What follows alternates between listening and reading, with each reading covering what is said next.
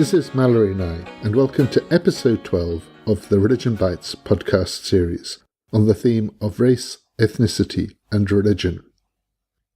My preparation for this episode has been disrupted by two recent events in June 2015 in North America. Both relate very closely to this very issue of race, ethnicity, and religion. The most significant of these, and indeed the most heart-wrenching, was the terrorist attack on the Emmanuel AME Church in Charleston, South Carolina, on the 17th of June. My heart goes out to the families and loved ones of those killed in this horrific event. I'm not going to address anything too specific about these church killings in this podcast, as the issues are far too raw for what could only be a general discussion. I'm working on a separate podcast on this, in my Malory Nye Writer and Academic podcast, which I'm finding a challenge to prepare.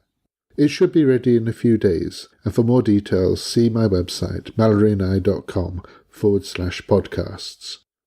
I would, though, like to dedicate this episode to the 9 people who so senselessly died in the Charleston Church massacre.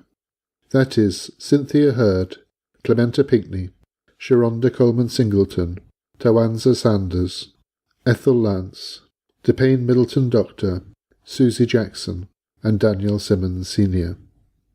These are the names we should remember as we talk about this despicable act of murder. Also, in the days just before the 17th of June, the international media became obsessed with another piece of news that was about a woman named Rachel DeLegel in Spokane, Washington State.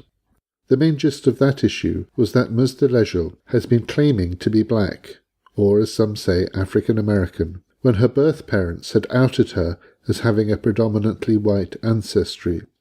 For several days, my Twitter and Facebook streams were full of comments about the issue of passing, that is, of how DeLegel's case has brought to our attention the challenges of understanding our assumptions about race. Indeed, one significant question that DeLegel's case raised is whether it is legitimate or possible to be transracial, in a way compatible to the transgender of people such as Caitlyn Jenner, who I mentioned in the last episode. Or to put this another way, how much is race something that is given to us by biology and genetic inheritance? In what ways do our suppositions about race overlap with how we understand gender differences? And is there a better way of understanding these? Even more so than with gender, the problem with race is that it is a way of understanding differences that is based, perhaps almost entirely, on socially and historically derived ways of thinking. That is, the common view of this area of study is that there is a biological element of difference, akin to sex differences between males and females, that is race. On top of this are all the other ways we talk about such biological differences, that are broadly called ethnicity, which is akin to gender as a social construction based on the biological given. One of the initial problems with this is that there is no real means by which the biological givens of race can be easily identified in the way the biological givens of sex appear to us as straightforward. So it is usually claimed that men have male anatomies and women have female anatomies. So what is it that enables us to divide up human differences in racial terms? This comes down usually to very clumsy ideas, in particular skin colour, together with perhaps hair growth and textures, minor physiological differences, and ancestry. That is, to be of a certain race, it has been assumed that a person's skin pigmentation lies within a particular range, that is, white or pink, black, brown, yellow, red, and so on. But once we start applying this approach, the divisions into races becomes very complicated. We are most used to certain 18th and 19th century efforts in this respect, particularly with divisions into groups such as Caucasians, Negroes, and Mongols. The first of these remains in common everyday use in the English language, whilst the latter are usually described in contemporary terms as Black, African, and Asian respectively. However, the biological classification into these 3 races or groups has been pretty exhaustively debunked. They are terms that have considerable social usage, such as when we say things like the suspect was a male Caucasian, etc., but there are no significant biological or genetic differences between these three types. In short, race is not a statement of biological difference at all. It is not even close to a distinction of sex into the biologies of men and women. If we push this a little further, if racial differences are not solely matters determined by biological givens, then what makes what we call different races different are the things that relate to the different groups' ethnicities, or to use another term, their cultural differences. A lot of work has been done in the field of race studies to explore race differences in terms of cultural differences. Indeed, it is one of the main premises of the development of cultural anthropology in the 20th century.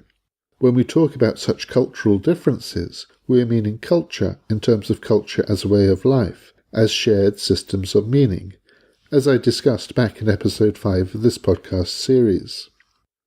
In this sense, some would argue we are not talking about race at all.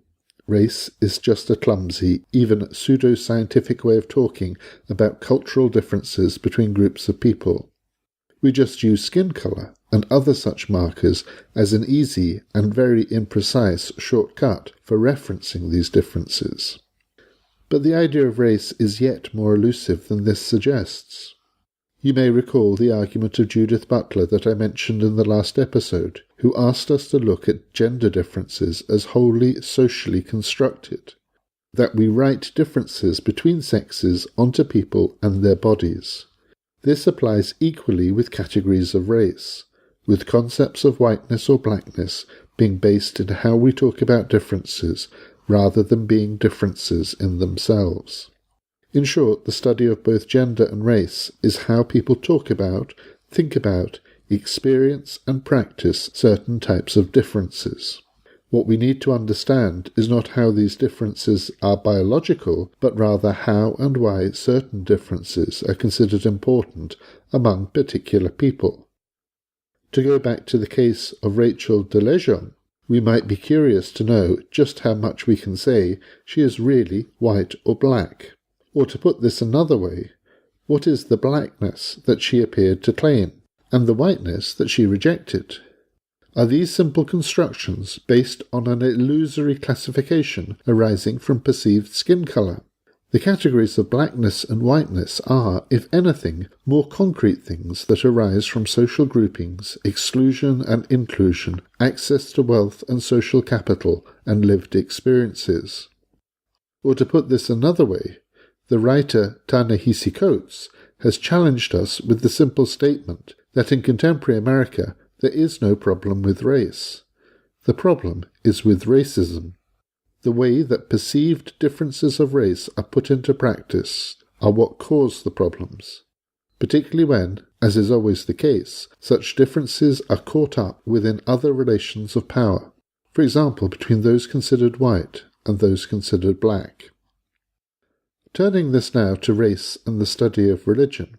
As with our discussion of gender in the last episode, the main problem with even starting to talk about race and religion is that there is no simple relationship between the two.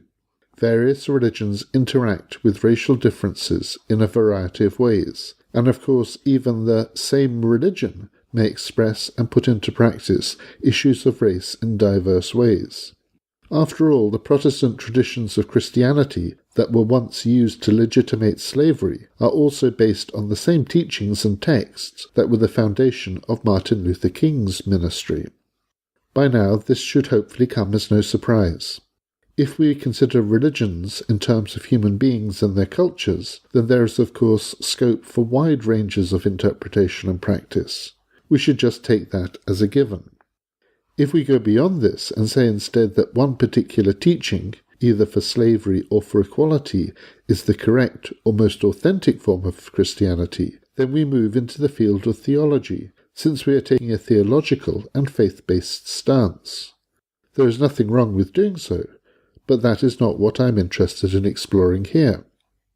Thus, the religion that people engage with and practice is lived and experienced through their categories and experiences of race and other forms of differences.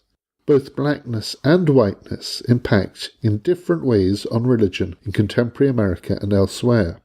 White privilege in particular is bound up with certain ideas of Christianity, and vice versa, white Christian privilege defines much about mainstream American culture. We may wish to widen this and ask instead whether racism is a universal issue or if it is particular to specific societies, such as the US, the UK, or any other particular places. By racism here, I mean the perpetuation of political structures of inequality and disadvantage based on perceptions of difference which are marked out by the physical characteristics of skin colour. This is a similar question to one I avoided in the last episode, of whether or not patriarchy is universal.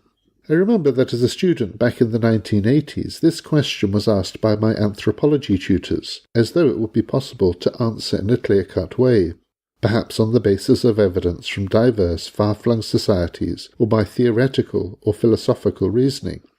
The shortcut answer to this is that there is a large amount of patriarchy going on around the world, as indeed there is a large amount of racism. But this is because power always seems to be an essential part of human culture, and always such power is operated in diverse ways within different cultures and contexts. It is not patriarchy and racism, or more correctly, male and white privilege, that are universal. It is the operation of power and privilege using differences such as gender and culture or race. The connections between race and religion go in other directions too. Some people say about discrimination laws that they are necessary in terms of racial discrimination, but not for religious discrimination, on the basis, as they say, that you can choose your religion, but you can't choose your race. And so the latter should be protected, but not the former. This comes back to the point I made earlier, that very much depends on how much we see either race or religion, and gender as well, of course, as a given. For many people, their religion is as unnegotiable a part of their lives and identities as their race. And indeed, in some cases the two go hand in hand. The most obvious example of this, perhaps, is Judaism and Jewish identity. Whether or not Jewish people are a race in themselves is very much a matter of debate, but in many contexts, including in particular here in the UK, Jewish people are considered to constitute both a religious and an ethnic group, sharing a commonality of both race and culture and being seen as such. In contrast, other groups, such as Muslims and Hindus, are considered religious groups, but not races, since both constitute to a greater or lesser extent multiracial or multicultural religious groups. The religious identities of the Sikh traditions fit in here, since some have argued, including within the context of legal court cases, that the Sikhs are themselves a race who are also a religious group. This is despite the fact that Sikhs are culturally very similar to other groups from the part of northwestern India that is called Punjab. They share a common language on the whole and a common culture, also to a large extent. In fact, historically, it was common to find families in which Sikhs and Hindus, and sometimes Muslims too, lived together in the same family. None of this tells us very much about whether or not Sikhs are themselves a race, but it does tell us a lot about how the idea of race and constructions of difference through this idea are important within the context of Sikhs, and also many contemporary societies in which Sikhs live, including the UK, the US, and Canada. In conclusion to this short introduction to race and religion, I want to end simply by underlining the problems we have with the concept of race, posing in particular the question of whether race is a matter of identity, i.e. what people think of differences, or if it is something that is a given. Or perhaps more usefully, how is it that the idea of race as a given works to structure and enforce differences and power relations within a particular society? And if we take this last question, how does this work within the ways in which religious ideas and practices operate within a society? How do ideas of race construct religious ideas, and how do religious ideas and practices construct race and the differences that are built into relations based on such differences? In short, as with gender, the study of race matters to the study of religion. Race, gender and religion are all means and media by which people, in different cultural and social contexts, work out their differences and their relationships. They are all part of the practice of everyday life that is this thing we call culture. Thanks for listening today, and if you want to find out more and see the show notes, then do please go to my website, malorynye.com/Religion Bites. I'll see you in the next episode. Bye for now.